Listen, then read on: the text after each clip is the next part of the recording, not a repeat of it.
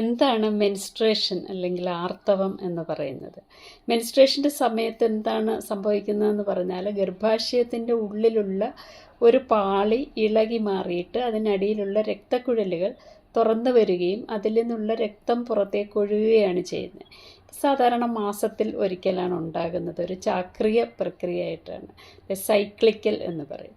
28 ദിവസത്തിലൊരിക്കലോ അല്ലെങ്കിൽ ചിലപ്പോൾ 35 ദിവസം, ഇതിനിടയിലുള്ള അത്രയും ദിവസങ്ങളിലാണ് ഒരു ചക്രം ഉണ്ടാകുന്നത്.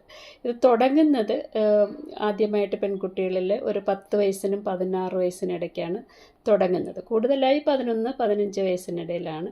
ചിലർക്ക് കുറച്ചുകൂടെ നേരത്തെ ഉണ്ടാകാം, ചിലർക്ക് കുറച്ചുകൂടെ താമസിച്ചിട്ട് ഉണ്ടാകാം എന്നുള്ളതാണ്. ഭ്രൂണത്തിൻ്റെ അല്ലെങ്കിൽ എംബ്രിയോയുടെ ശരിയായ വളർച്ചയ്ക്ക്, ആരോഗ്യകരമായിട്ടുള്ള വളർച്ചയ്ക്ക് വളരെ ആവശ്യമായിട്ടുള്ളൊരു കാര്യമാണ് ആർത്തവം. എന്നുവെച്ചാൽ അത് ആ ഗർഭാശയത്തിനെ പ്രിപ്പയർ ചെയ്യാൻ വേണ്ടിയിട്ടാണ്. ഓരോ അണ്ട വിസർജ്യം നടക്കുന്നതിനോടനുബന്ധിച്ച്, അല്ലെങ്കിൽ അത് ഓരോ മാസത്തിലാണ് ഉണ്ടാകുന്നത്, അതിനോടൊപ്പം തന്നെയാണ് ആ ഒരു ഫെർട്ടിലൈസേഷൻ ഉണ്ടായാൽ, ഭ്രൂണം ഉണ്ടായാൽ അതിന് ഏറ്റവും നല്ലൊരു മെത്ത പോലെയുള്ള ഒരു സേഫായിട്ടുള്ള ഒരു പ്രതലം ഒരുക്കി കൊടുക്കുക എന്നുള്ളതാണ് ഈ മെൻസ്ട്രേഷൻ ചെയ്യുന്നത്. പക്ഷെ ഇതുകൊണ്ട് സ്ത്രീകൾക്ക് കുറച്ച് ബുദ്ധിമുട്ടുകളും ഉണ്ടാകുന്നുണ്ട്. ചില സ്ത്രീകൾക്ക് വലിയ വേദനയുണ്ടാകും, ചിലർക്ക് ചെറിയ വേദന ഉണ്ടാവുള്ളൂ. അത് ആ മാംസപേശികളൊക്കെ ചുരുങ്ങുന്നത് കൊണ്ടാണ് ഇങ്ങനെയൊരു വേദന ഉണ്ടാകുന്നത്. പിന്നെ ചിലർക്ക് കൂടുതൽ രക്തസ്രാവം ഉണ്ടാകാം. പക്ഷെ അങ്ങനെയൊക്കെ ഉണ്ടാകുകയാണെങ്കിൽ ഒരു ഡോക്ടറെ കണ്ടിട്ട് ഡോക്ടറുടെ നിർദ്ദേശപ്രകാരമാണ് മരുന്ന് കഴിക്കേണ്ടത്. പലരും തനിയെ മരുന്ന് കഴിക്കലുണ്ട്. അങ്ങനെയല്ല വേണ്ടത്, ഡോക്ടറുടെ നിർദ്ദേശപ്രകാരമാണ് മരുന്ന് കഴിക്കേണ്ടത്. ഇനി ആർത്തവത്തിന് തൊട്ട് മുമ്പായിട്ടും ചിലർക്ക് ചില ഇറിറ്റേഷനും തലവേദനയും ഛർദ്ദിക്കാൻ തോന്നുക, അങ്ങനെയൊക്കെയുള്ള ചില ബുദ്ധിമുട്ടുകൾ, അതിന് പ്രീ മെൻസ്ട്രൽ സിൻഡ്രോം എന്ന് പറയും.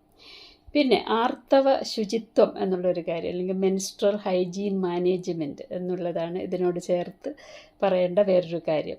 നമുക്കെല്ലാവർക്കും അറിയാം, നമ്മൾ ആ രക്തം, അത് അശുദ്ധ രക്തമൊന്നുമല്ല വരുന്നത്. നമ്മൾ സാധാരണ രക്തക്കുഴലിൽ നിന്നുള്ള രക്തം തന്നെയാണ് വരുന്നത്. അതിൻ്റെ കൂടെ കുറച്ച് കൊഴുത്ത ദ്രാവകം, മ്യൂക്കസും കുറച്ച് കോശങ്ങളും ഒക്കെ ഉണ്ടായിരിക്കുന്നു മാത്രമേ ഉള്ളൂ.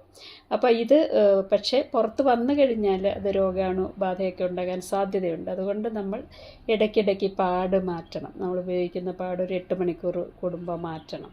മെൻസ്ട്രൽ കപ്പുണ്ട്. മെൻസ്ട്രൽ കപ്പാണെങ്കിൽ ഒരു 12 മണിക്കൂർ കഴിഞ്ഞിട്ട് കഴുകി സാധാരണ വെള്ളത്തിലും വെള്ളവും സോപ്പ് ഉപയോഗിച്ച് കഴുകാവുന്നതാണ്. പിന്നെ തുണി ഉപയോഗിക്കുന്നവരുണ്ട്. തുണി കഴുകി വൃത്തിയാക്കി വീണ്ടും ഉപയോഗിക്കാം. വെയിലത്തൊക്കെ ഇട്ട് ഉണക്കിയിട്ട് വീണ്ടും ഉപയോഗിക്കാം.